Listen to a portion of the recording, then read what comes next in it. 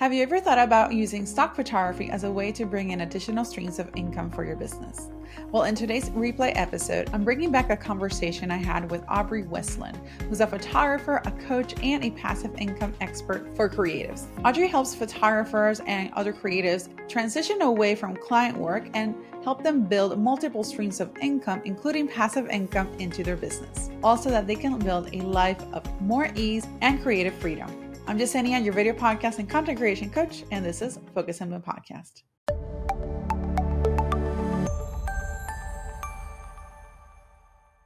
For those photographers who are actually tuning in today and are fairly new to the business, can you go a little bit more about what is stock photography and how can we incorporate stock photography into maybe our workflow or our overall business? Yeah, great question. So stock photography is basically, there are marketplaces, or you could call them agencies, where businesses can go and they can license a photograph or a video or an illustration for a specific use, and usually for a specific amount of time. So you can upload your work to an agency website, and you could find that your photos are being purchased by magazines or newspapers, or you might see it end up on an Instagram ad or a website. So a lot of people will ask me, why doesn't that business just go and set up a photo shoot themselves and shoot it themselves? But what they don't realize is it's not always that specific business purchasing the photos. It might be their designer or somebody that they've contracted to work for them, and they just have to figure it out. So this can save a lot of time for people, a lot of money for people. It's better for them it makes more sense for them to spend, maybe $200 to license the image that, the one image they need for their website, rather than, the time that it takes to set up a photo shoot and hire models and a photographer and all that. It actually makes a lot more sense for them to do it this way. So that's kind of what the world of stock photography looks like. And in order to get started, you really just need to find an agency that will accept you, and then you can start uploading your work. I love that you mentioned that these are things that can complement our brand and things that can complement what we do, because on the technical side of things, it could really help you with the production and save you time, because like you said, it takes a lot of time even to set up the most basic of the looking stock photo images. You might think, okay, that's simple lighting. Okay, maybe one light, but then it's the nitty gritty of tweaking things. That might be a little bit more time consuming. So you do mention agencies. Let me go in a little bit into that. What are these agencies, or how can people find this type of agencies? So you've probably heard of some of the big ones like Shutterstock, Getty, and now there are some really cool smaller agencies that cater a little bit more to the artist, or they might have a really specific style for businesses, who are looking for something that's a little more trendy and unique, or they might cater to, the more natural photojournalistic style. So it really helps to kind of find the agency where you feel like you fit into. That's probably going to be a big factor in your success as a stock photographer. And a lot of people think that you have to create work that is stock photography or fits a certain look. But you can actually take the work you've already created and upload it and sell that, because businesses are looking for anything and everything. And you're actually probably going to be really surprised by what images sell most often. For me, it's, there's a selfie of my husband and I that sells all the time. I think it may have even been taken on my phone. And things like that. I'm just I don't understand why this is so popular, but what the heck? I'm okay with it. So that's something else I just want people to understand, is that you don't have to fit inside a perfect, a certain box to be a stock photographer. You can take the work you've already made and begin to monetize it right away. I'm glad that you mentioned that it's important to look and do the research of looking into the different agencies too, because not all of them cater to the same necessarily the same public or the same style. So that's a really good Exactly. point. And and also it's worth noting that each different agency also has a different type of monetary compensation, so it's always very important to True. go into and look at their licensing and pricing and all of that, so that you know that you're not just doing the research as far as the style of the photos that you're creating, but also the compensation, because there is some work and a little bit work involved in like setting and cataloging the images appropriately for each platform, right? Yes, true. And some of the agencies will actually do a little bit more work for you than others. So some of them will do the keywording for you. Others will, once you submit your photo, it will send it to multiple different partner agencies. So those are also things that you want to learn about and think about and consider, along with, the percentage that you will get to keep from the sales. And I actually have a really great resource for this. It's the Little Black Book of Stock Photo Agencies. It's on my website. It's free. And I took months to compile all that data and put it all in one place. So if you don't want to go and, research every single agency, that's a great place to start your search. That is awesome. And we'll make sure to include the link to that on today's show notes so that you can grab that.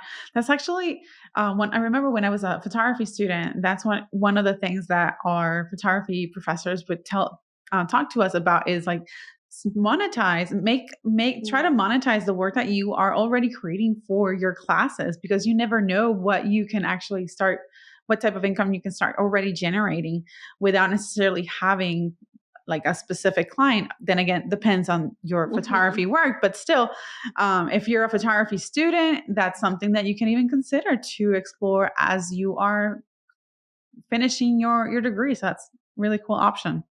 Yeah, and with this, you don't have to be a professional photographer. There are agencies that you can just sign up and start submitting your work to.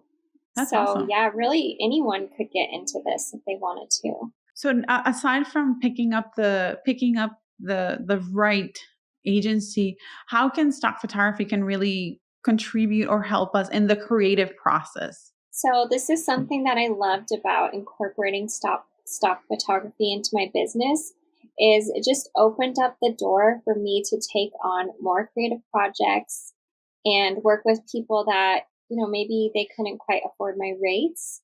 But, there's always those people that have like super fun creative ideas and you want to work with them and you just want to say yes. So I was able to create like a stock photography program.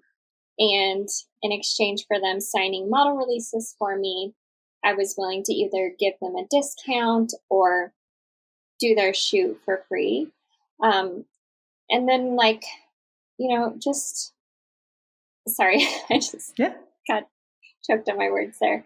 Um, yeah, it just allows you, say you're a wedding photographer and you really, only have time to prioritize weddings, but if you know that, taking on another type of shoot that really excites you could actually bring in income in the future, might give you that motivation that you need to like branch out a little bit and start to get a little more creative.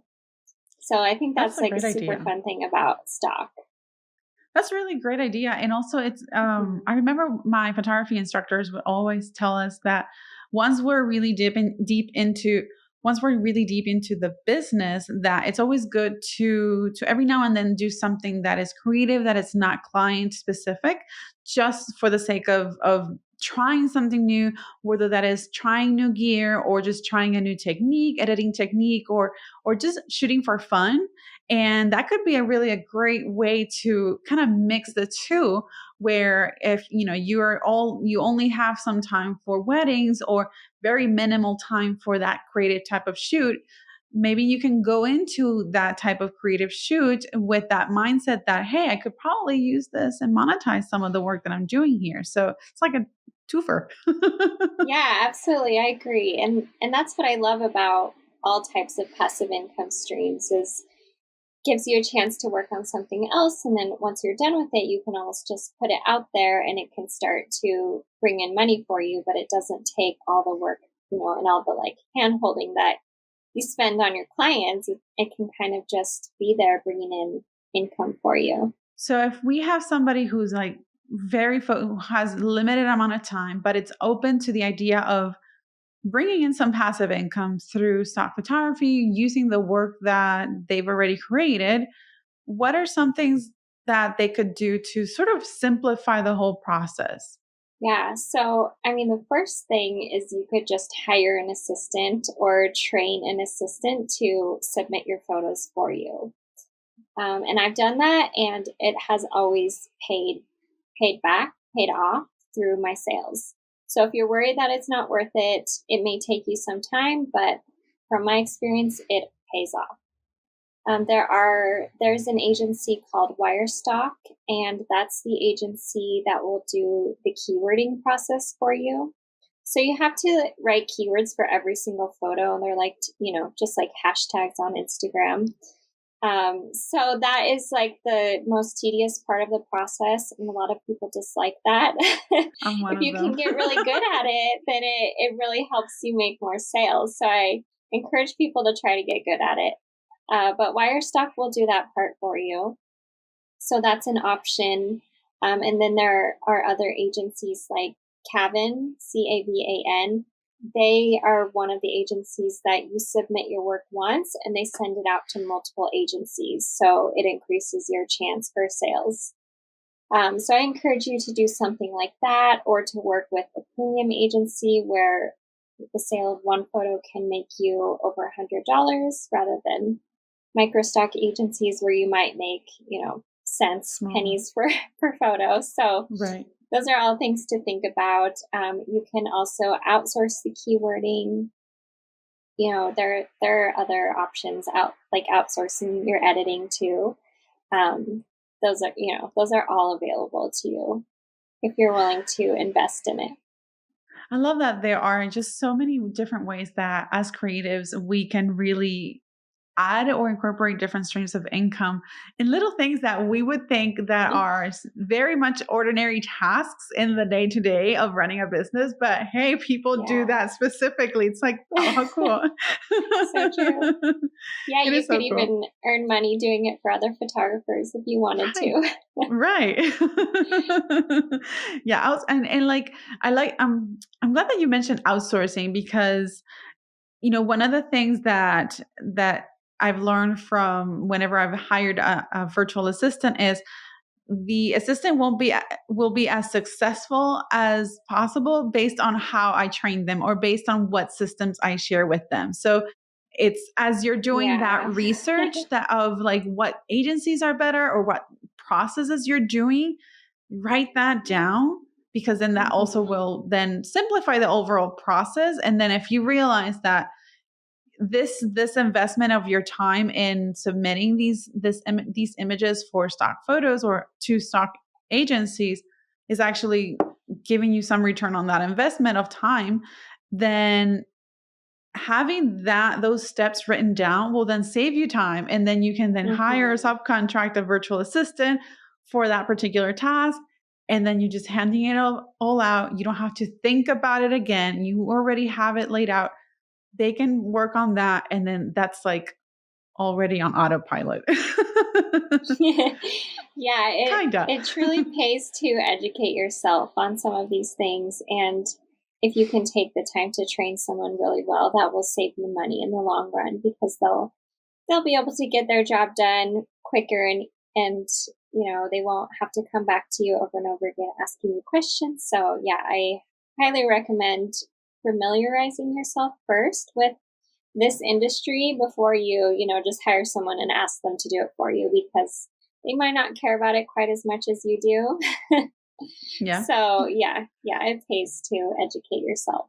Absolutely. And I think that applies to anything in your business, not just stock photography, because there's Mhm. so many things that are constantly changing, whether that is something new in Adobe or another software. There's an update. Now there's something new or a Always, new yeah. camera or, reels or Oh my goodness, something yeah. new. So there's definitely something new. And I think that's one of the things that makes working in a creative industry so cool and so fun, because you kind of have to be like on your tiptoes, like you're on your feet there, Yeah, and it's so like, true. right, paying attention to something new, because something new is going to come up, because it is the creative industry. Mhm. It's bound to happen. Okay, so Aubrey, so we've talked about stock photos, we talked about indirectly about maybe like outsourcing some, or briefly, not indirectly. We talked about briefly outsourcing some of the tasks that would be involved in the whole repurposing, if you will, of the your work into stock photos. But what are other types of passive streams of income that we could possibly explore that we haven't yet talked about, that could be beneficial for someone who is a photographer, or like maybe in the creative field? Yeah, so we talked about, monetizing your photos through stock photography, and if you shoot video, you can actually make a little bit more on video. So Mm. it's worth it to consider adding that into your workflow a little bit too. Then you can consider monetizing your knowledge. So that would be things like courses, workbooks, how-to guides, workshops, that sort of thing. And then you can think about monetizing your tools. So maybe email templates, different types of graphic templates, presets, that sort of thing. So those are kind of like the top three categories that I always recommend to photographers. Um, I feel like stock photography is maybe the most passive of the three, because with all the other things like with courses and selling, your own presets, that sort of thing, you have to build a following. So not everyone is interested in doing that. If you're not, there are still other platforms you can use, like Creative Market. You can sell different types of creative tools on there. There are different sites where you can upload your courses. You won't make nearly as much as if you were to market them yourself, Correct. but you could, use like Udemy and I think Skillshare. Like there are some platforms like that. And Etsy is similar to Creative Market, where you could upload different tools and sell passively. So yeah, the great thing about those marketplaces is you can still make it pretty passive by selling digital items, digital tools and stuff like that. So it can still be very passive, and you get the advantage of using the the customers that they already have, that they're already bringing to to their Correct. website. So I yeah, love that. if you're not into making reels and posting on Instagram and newsletters and all that, then that might be something for you to consider. I'm glad that you mentioned the educational portion, because that's actually one of the things that could be a potential next step in your business. If let's say you've done wedding photography or any other type of photography for a long time, and you're sort of getting to that point where Hmm. you want to pivot a little bit, or but you're not quite sure, or maybe you're considering education as an option. So this could be a good way to sort of like meet the two in that transition process, where you're still getting some of the wedding clients, for example, and then you're starting to incorporate some of those educational components like courses, or maybe your tools, or your Lightroom presets, for example. And then that could then start bringing in some of that passive income, sort of match out a little bit more True. what you've got already going on with your clients. And then maybe that could Hmm. then help you visualize what that new stream of income looks like, and then how you could potentially elevate that into something more, into something bigger, with maybe like matching whatever it is that you are bringing in with your actual client type of shoots. Yeah, it's a great way to diversify your business and help, create some stability if Right. any other disasters were to happen, God forbid. Hopefully not. Hopefully not. But yeah, if that's something you're interested in, I highly recommend starting out with like mentor sessions or coaching and kind of test out some of these ideas one on one.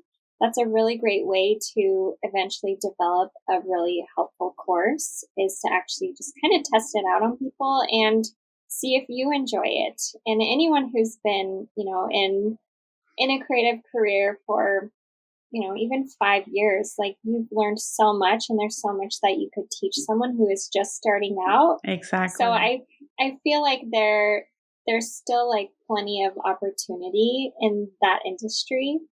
You just have to like niche down a little bit and be a little bit specific with like how you position yourself. I'm kind of like, I'm a business mentor, but I'm known for stock photography now, which is like maybe not the first thing I would have come up with, like when I wanted to, veer off into education, but I knew a lot about it and people were super interested and I love helping them. So, it just like it worked. And there's so many like other opportunities like that are still out there. So consider how you could maybe like set yourself apart a little bit, or even by using your personality to stand out. Yes. There's always room for you. So Absolutely. I mean, the same yeah, way that you were, I'm just gonna pick the same industry, wedding photography. The same way that you are a wedding photographer, but there are so many other wedding photographers. Still, your couples picked you for a particular reason. Let's say pricing to the side. There was that true. a Yeah, specific connection with your personality that really helped them, that helps you stand out over the other photographers that they might have been considering. So, think about that. Don't think that because, oh, there's so many other photographers that are going into education or doing courses and things like that there isn't room for you. There's absolutely more room for everybody. It's just you want to make sure that you want to stand out and you bring anything, you share content that really helps you shine in whatever it is that you're showcasing. yeah, exactly. That's a great point. It's really the same idea, just a different community of people. Exactly, exactly. Aubrey, this is so fun and I really appreciate this conversation. I think this is really insightful, especially to for veteran photographers who are ready to pivot into something different, or maybe for newbie photographers who are sort of thinking ahead or thinking of that 5-year plan, like Hmm. maybe how long am I going to do photography and then what's going to be my next step. That I think this is really great, a lot of value here. So thank you so very much for being on the show. How can our audience connect with you? Yeah, and I just want to say thank you so much for having me. It's been really fun talking about this. So I am Aubrey Westlund just about everywhere on Instagram. My website is aubreywestlund.com. So yeah, just you can find me on there. And if you have any questions, I'm always in my DMs answering questions. I also have a private Facebook group. So yeah, a lot of that can be found, like the link in my bio on Instagram. That's that's probably where I'm the most active. But yeah, and on my blog I have a ton of free resources for people that are interested in passive income and stock photography. So yeah, that's where to find me. Beautiful. Thank you so much. And again, to those listening, I will be including all the links here on today's show notes so that you can immediately connect with Aubrey online and hang out with her. So, Aubrey, thank you again so very much for today's episode. Thank you, everybody, for tuning in, and I will see you on the next one. Take care. Thanks for tuning in on another episode of the Focus and Bloom podcast. Be sure to leave us a review on iTunes so that we can continue creating more content like this. And go ahead and visit today's show notes at focusandbloomstudios.com/show notes.